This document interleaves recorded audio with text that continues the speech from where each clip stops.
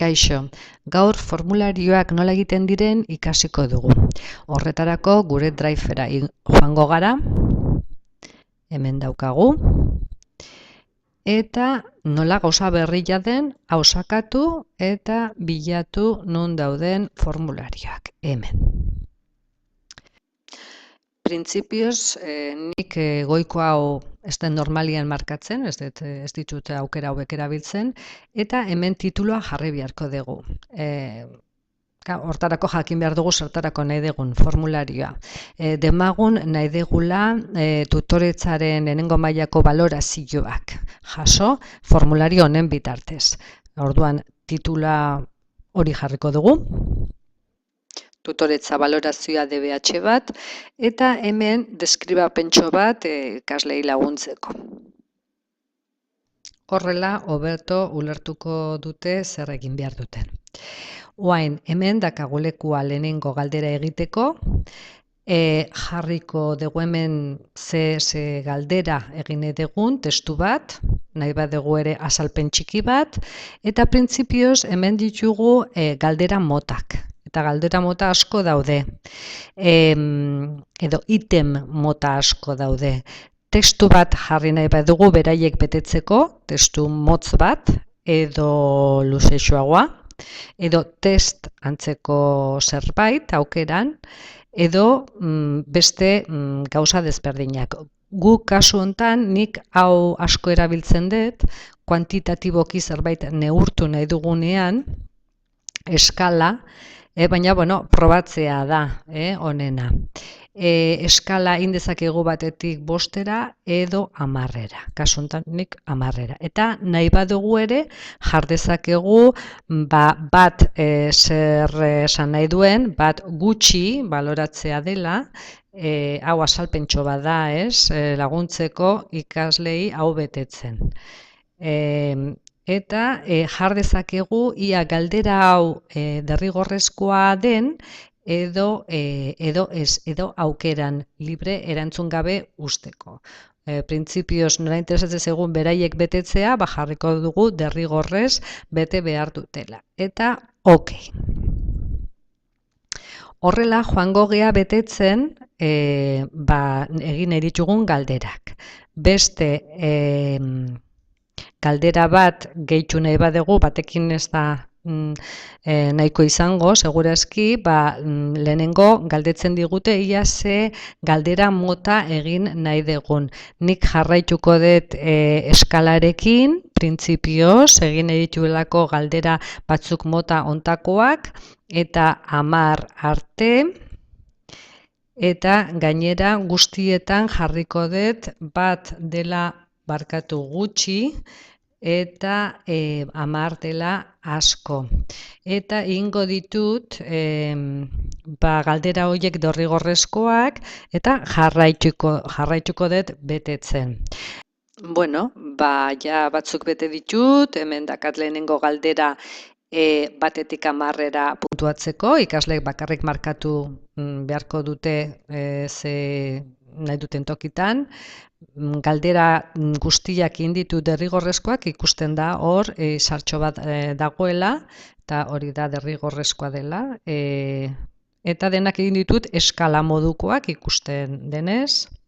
Markatzen kursorea gainetikan pasatzen dugunean aukera ematen digu berriz editatzeko, zerbait ez badugu aldatu nahi badugu idatzi duguna edo sakarrontzia botatzeko ere, edo item bera kopiatzeko.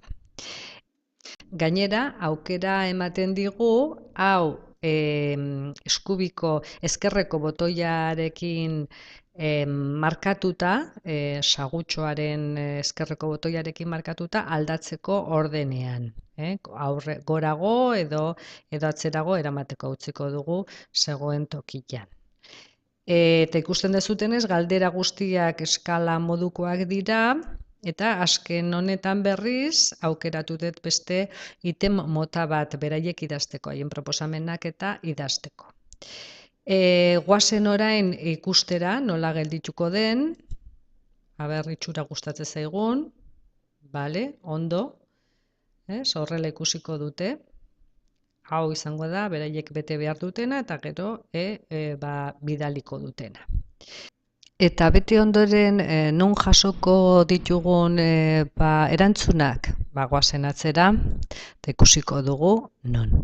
Ber respuestas klikatzen badezue, hemen ikusiko dugu tabla hontan, joango gea jasotzen, iten bakoitzean ze balorazioa jaso dugun.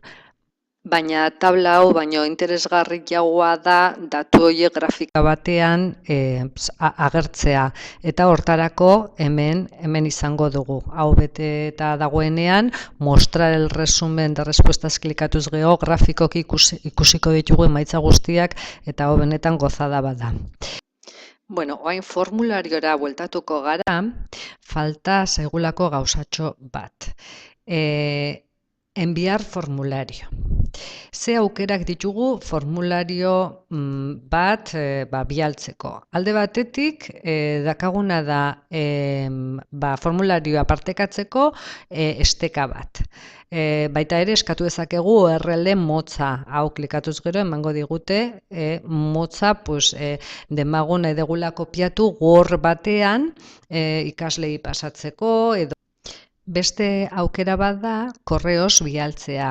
Hemen klikatzen baditugu ze helbideetara bidali nahi dugun, pertsona horiek jasoko dute formularioa, korreoan bertan erantzun, eta guk erantzun horiek jasoko ditugu gure drivean. Hau momentuz ez dugu egingo. Eta beste aukera bat izango zen, formulario hori txertatzea. Guk gure sitesean txertatuko dugu, eta horretarako badago beste bide bat hau baino erresagoa dena. Hemen hau klikatzen badugu emango digute halako kode bat, HTML kode bat, insertatu beharko duguna website batean, wiki batean adibidez, baina sitesean ez dugu bide hau jorratu behar, askoz ez erresagoa dalako. Lehenengo gure drivera joango gara, eta hemen ikusiko ditugu, sortu ditugun bai formularioa, hau, eta baita ere erantzuna jasotzeko propio sortu den, berez sortu den Excel bat.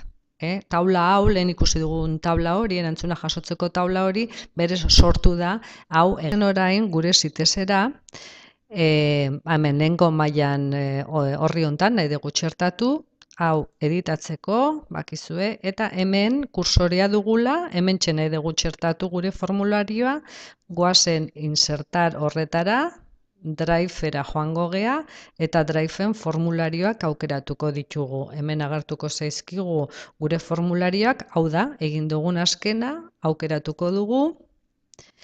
Nik muga hauek bordeo zea horiek kentzen ditut, eta hau handiagoa jarriko dugu, hemen adibidez, hau probatzea da, 800 eta hemen igual 600, aber nola geratzen den, bestela gero aldatuko dugu, goazen ikustera, nola geratu den, eta bueno, hemen dugu gure formularioa, ikaslek joan beharko dute betetzen, hau ez zait bat ere gustatu, hau bai, eta ja bukatzen dutenean, hau denak derrigorrezkoak dira, ezingo dute bidali ez badituzte erantzuten, azken hau berriz egin dugu proposamenak eta jasotzeko aukeran, ez badute hau betetzen berdin du, eta gero hau sakatzearekin bidaliko dute, eta guk gure drivean jasoko dugu.